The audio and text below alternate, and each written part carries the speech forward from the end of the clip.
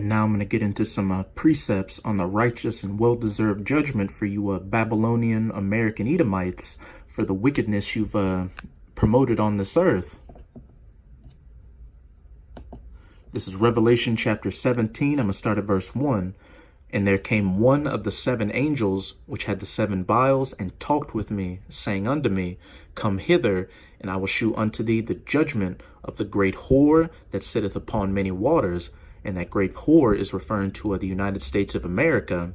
And that many waters is referring to many peoples. And what's America known as? The great melting pot.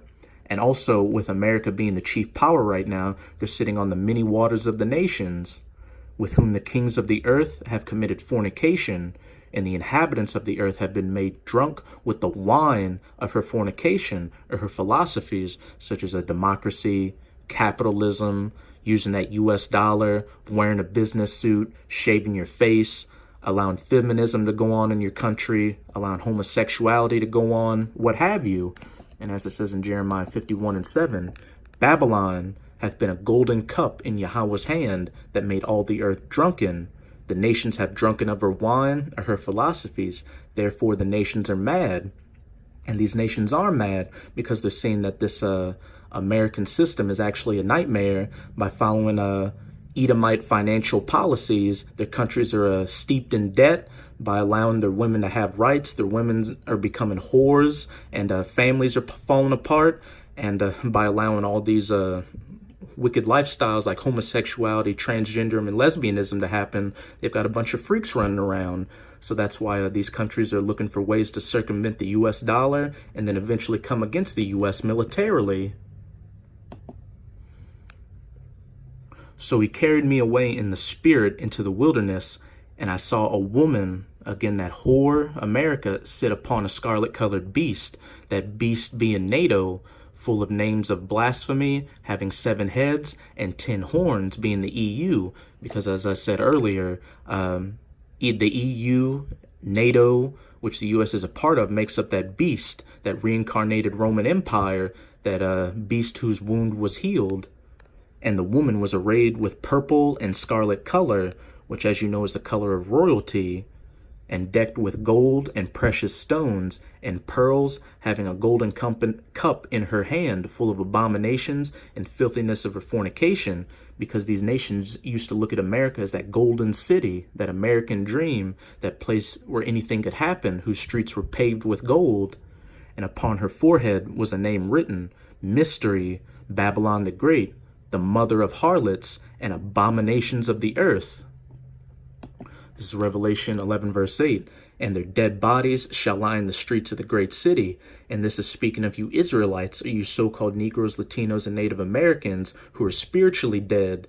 Even though a lot of you are waking up to the fact that you are Israelites, you still refuse to hearken unto your power. You still want to live as so-called black people, so-called African Americans, so-called Hispanics, so-called Native Americans. You want to be Kemetic, or Egyptian, or Wakandan, or a Christian, or a Buddhist, or an atheist, or a Satanist, or what have you. And because of you not hearkening back unto your power, you're going to share in the same fate as these Edomites and other heathen nations when Babylon the Great is hit with those nuclear missiles, which spiritually is called Sodom and Egypt. And we can see why this place is called spiritually Sodom, because it promotes all the things that were going on in Sodom. Homosexuality, transgenderism, lesbianism, pedophilia, what have you, and spiritually Egypt.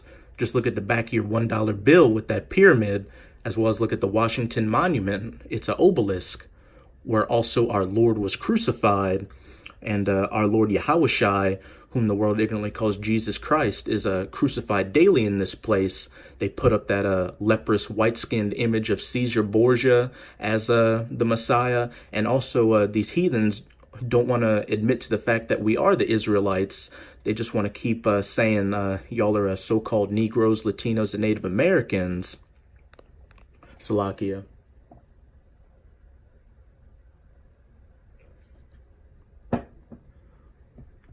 And now I'm going to close it off with Isaiah chapter 13, verse 19 through 20, to show the judgment for the spiritual Sodom and Egypt, for its wickedness and fornications that is pushed onto the world to make the world mad.